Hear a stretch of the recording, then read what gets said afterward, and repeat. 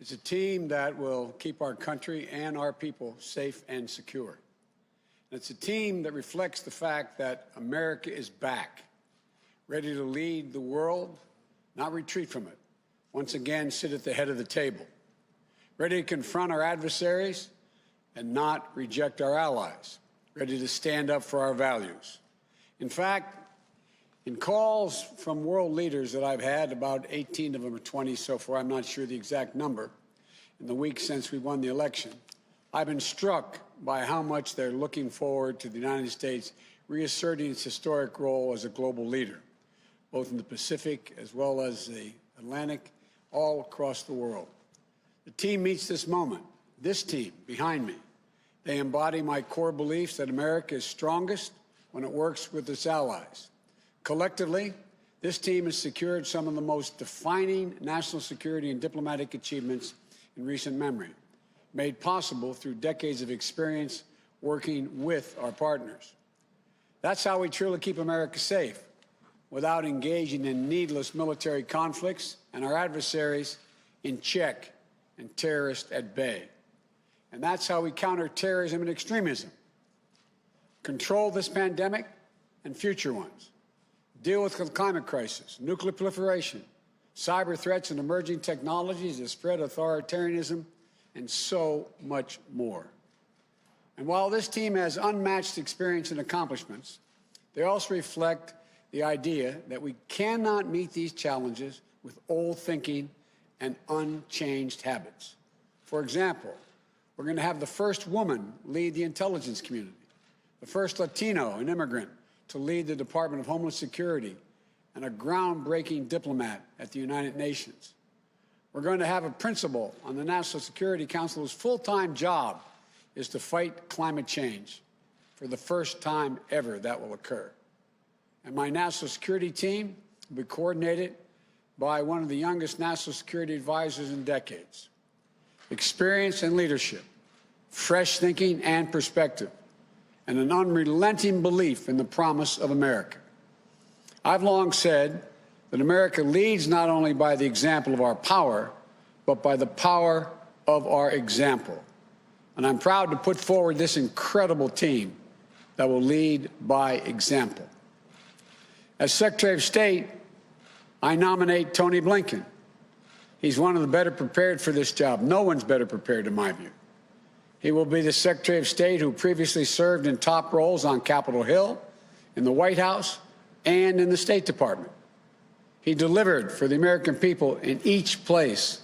For example, leading our diplomatic efforts in the fight against ISIS, strengthening America's alliance and positions in the Asia-Pacific, guiding our responses to the global refugee crisis with compassion and determination. And he will rebuild morale and trust in the State Department, where his career in government began. And he starts off with the kind of relationships around the world that many of his predecessors have had to build over the years. I know. I've seen him in action. Tony's been one of my closest and most trusted advisors. I know him and his family, immigrants and refugees, a Holocaust survivor, who taught him to never take for granted the very idea of America as a place of possibilities. Possibilities. Tony is ready on day one. As Secretary for Homeland Security, I nominate Alejandro Mayorkas. This is one of the hardest jobs in government, a gigantic agency. The DHS Secretary needs to keep us safe from threats at home and from abroad. And it's the job that plays a critical role in fixing our broken immigration system. After years of chaos, dysfunction, and absolute cruelty at DHS, I'm proud to nominate an experienced leader who has been hailed by both Democrats and Republicans. Ali, as he goes by, is a former U.S. attorney, former director of U.S. Citizenship and Immigration Services, and a former DHS deputy secretary.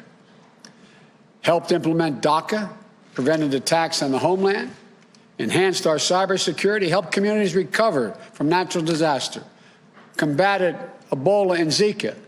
And while DHS affects everyone, given its critical role in immigration matters, I'm proud that for the first time ever, the department will be led by an immigrant, a Latino, who knows that we are a nation of laws and values. And one more thing. Today's his birthday. Happy birthday, man. Happy birthday. He's 21. As a director of national intelligence, I nominate Avril Haines, the first woman ever to hold this post. To lead our intelligence community, I didn't pick a politician or a political figure. I picked a professional. She's eminently qualified. Former deputy director of the CIA, former deputy national security advisor to President Obama, and a fierce advocate for telling the truth and leveling with her decisions with the decision makers. Straight up. Nothing unnecessary. I know because I've worked with her for over a decade. Brilliant, humble, can talk literature and theoretical physics, fixing cars, flying planes, running a bookstore cafe, all in a single conversation because she's done all that. And above all, she gets word of a threat, if she gets word of a threat coming to our shores, like another pandemic or foreign interference in our elections, she will not stop raising alarms until the right people take action. People will be able to take her word because she always calls it as she sees it. I believe we are safer with Avril on the watch. I think she can make a great contribution. And as United States Ambassador to the United Nations, I nominate Linda Thomas Greenfield, a seasoned and distinguished diplomat with 35 years in the Foreign Service who never forgot where she came from, growing up in segregated Louisiana. The eldest of 8, her dad couldn't read or write, but she says he was the smartest person she knew.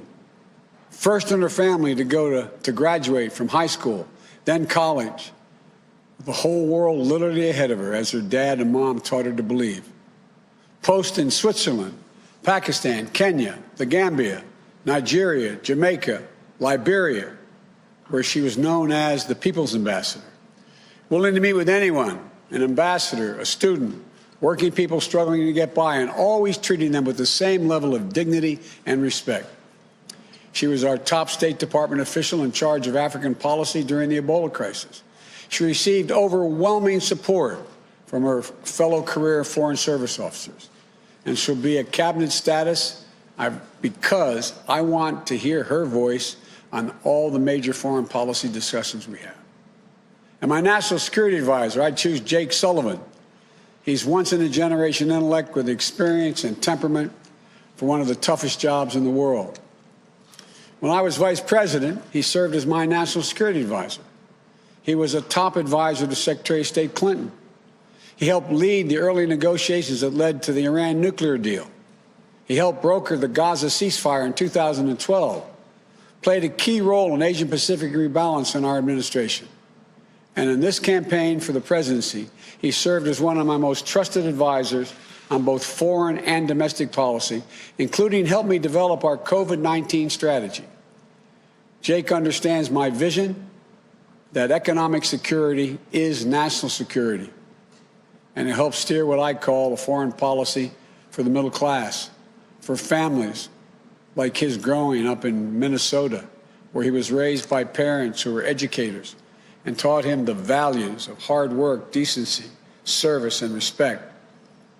What that means is to win the competition for the future, we need to keep us safe and secure and build back better than ever.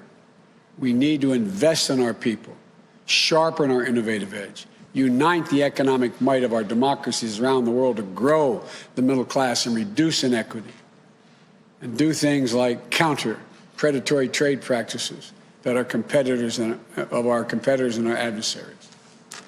And before I talk about the final person today, let me talk about this new position. For the first time ever, the United States will have a full-time climate leader who participate in ministerial-level meetings. And that's a fancy way of saying they'll have a seat at every table around the world.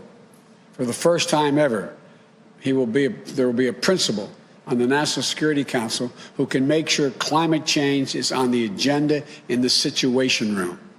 For the first time ever, we will have a presidential envoy on climate. He will be matched with high-level White House climate policy coordinator and policy-making structure to be announced in December. And that'll lead efforts here in the United States to combat the climate crisis, mobilize action to meet the existential threat that we face. Let me be clear. I don't for a minute underestimate the difficulties of meeting my bold commitments to fighting climate change.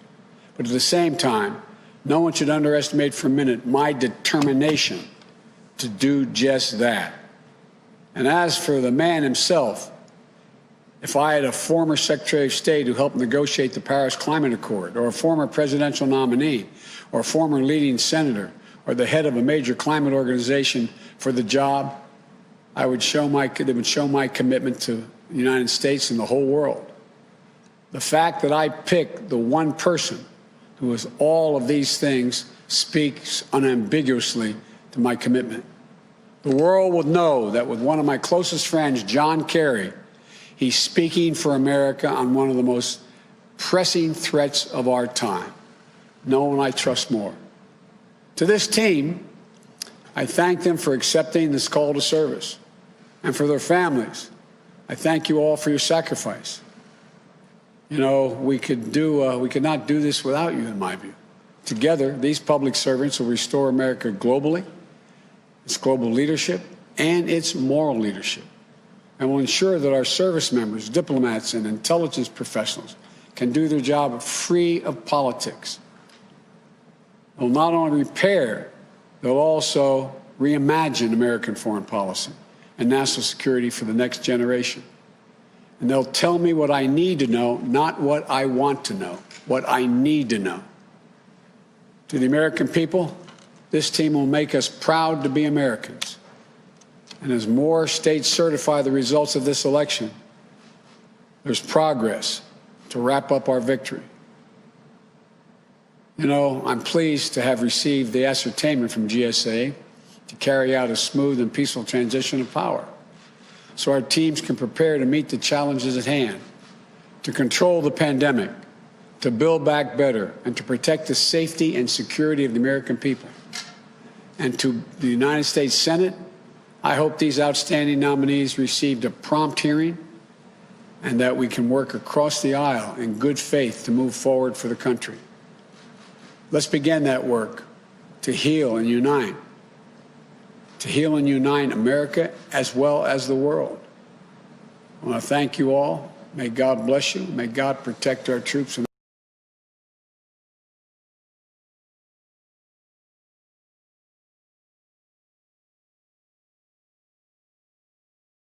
The biggest stories the moment they happen from around the globe. Subscribe to Bloomberg Quick Take now for insight in an instant.